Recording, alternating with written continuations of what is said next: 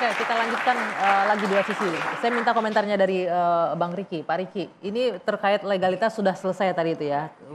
Tidak berbadan hukum tapi punya izin begitu ya. Walaupun itu harus diklirkan sebenarnya. Nah sekarang terkait dananya, donasinya yang sebelumnya diserahkan ke Mas Agus. Tapi kemudian dikembalikan lagi ke yayasan. Ini peruntukannya akan seperti apa? Ini Mas Agus masih mau berobat. Uangnya dipegang yayasan. Akan diberikan seperti apa prosesnya nantinya? Baik, terima kasih. Jadi saya sebelum ngomong nih, saya perhatikan dulu wajahnya si Agus gitu loh. Tahu nggak maksud tujuan saya itu perhatikan wajah si Agus tuh. Kenapa? Tujuan saya itu kita ini jangan terlalu berdebat terlalu banyak. Dalam artian memang regulasi yang mengikat memang sudah disampaikan bermacam pihak. Yang kita perlukan adalah konstruksi hukum bagaimana terakhir muara daripada pengobatan Agus ini supaya bisa berjalan dengan baik. Ya. Kan sudah ada mediasi di Mensos, sudah ada. Kemudian kan alangkah enaknya kita duduk sama rendah, kemudian menyelesaikan masalah ini. Kalau kita berdebat masalah hukum, lah saya jelek-jelek kayak gini, ini saya mantan penyidik seumur hidup. Saya tahu kemana larinya gitu loh. Ya. Tapi bukan itu yang harus kita persoalkan. Sekarang nih sudahlah, kemarin-kemarin kita berdebat tentang masalah produk hukum, kemudian legalitasnya, legal standingnya. Sekarang mari kita berbicara tentang antara pihak Agus dengan pihak kita mendudukkan pokok permasalahan ini. Ya, jadi langsung ada ke poinnya, bagaimana pengelolaan uang dari donatur ini untuk digunakan semaksimal mungkin pengobatan Agus Salim? Menurut hemat saya sesuai dengan kesepakatan pertama, dari donatur kan itu menyatakan di wadah penyelenggara untuk perobatan mata. Jangan menyimpang dari yang lain. Kalau seandainya nanti matanya Agus sudah sembuh, kalau ada kelebihannya, alangkah baiknya kita pertanyakan kepada donatur apakah bisa diberikan kepada yang bersangkutan untuk kelanjutan pengobatannya atau kehidupannya. Namun sekarang udah cacat gitu loh. Ayo kita beri empati lah ya, berempati untuk menyelesaikan ini. Jadi inti kritikal poinnya di situ adalah tujuan utama kita uang tersebut utamakan untuk sepakat, udah sampai di sana. Saya ke Bang Jod. Sekarang untuk proses pengobatan Agus akan seperti apa pengelolaan dananya? Jadi gini. Sudah hidup. Ya. Sudah hidup. Jadi gini, pada dasarnya mari kita dudukkan dengan melibatkan para pihak. Ya kalau mau memang berlanjut kepada operasi, libatkan Densus, libatkan donatur. Karena tidak boleh sepihak tuh.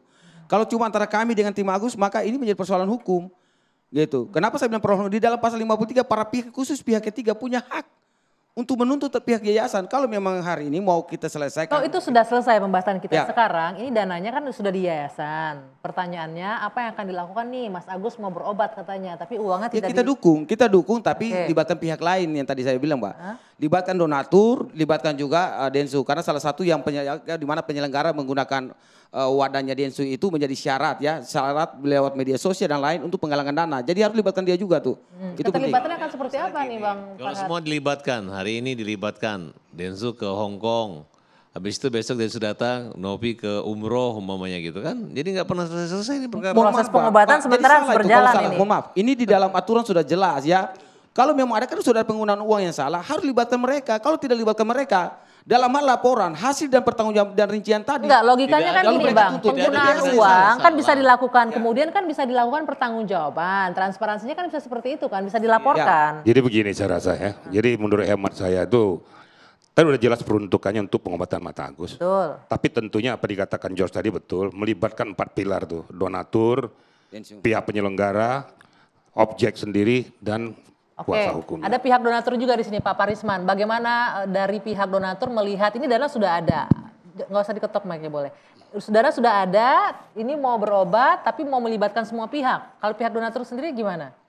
Baik, terima kasih Mbak Dwi. Kami kebetulan dari kuasa donatur, saya dengan Parisman Syaloho yang membawahi 575 donatur berdasarkan surat kuasa elektronik ya yang ada di pihak kami kantor hukum Parisman Syaloho and Partner ya. Pertama sebelum saya menjawab Mbak Dwi, karena kami yang memiliki peran penting awal daripada penggalangan donasi ini. Kami adalah peran pertama sekali yang memberikan donasi atas penyelenggaraan yang diinisiasi. Betul, pertanyaan ini waktunya singkat Bang, langsung aja. Keberatan atau enggak dan ini kami punya peran penting psikologis karena kami mendengarkan 2 kali pernyataan Mas Agus ini ada beban mental. Jadi kami perlu memulihkan itu karena donatur adalah penggerak pertama. Sehingga untuk itu kami meminta kepada masyarakat Indonesia. Di samping hanya masalah pengobatan donasi ini, ada hal yang lebih penting yaitu supaya kita memberikan pengobatan secara mental Agus ini agar kembali mentalnya itu tidak tertekan seperti apa yang disampaikan tadi.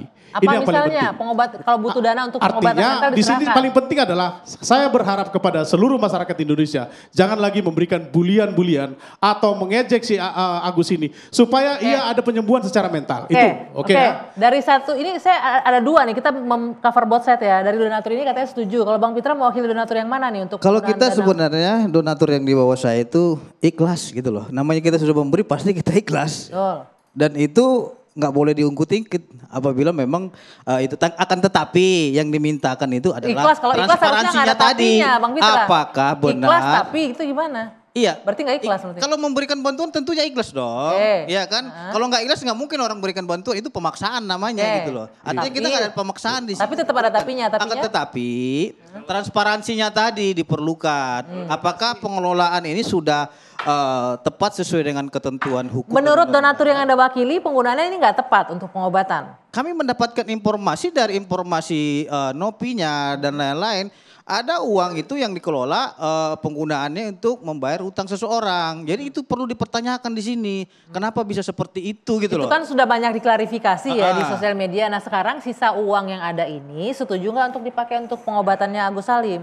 Kalau itu pasti tentu setuju dong. Setuju Karena ya? di awal kan Oke, konsepnya seperti Bang itu. George, artinya dari donatur. Gitu loh. Sedikit Pak Dwi. Jadi begini ya, kalau kita lari kepada komitmen penggalangan awal, uang yang terkumpul itu 1,5 ya, yang sudah terkumpul untuk donasi kepada Agus.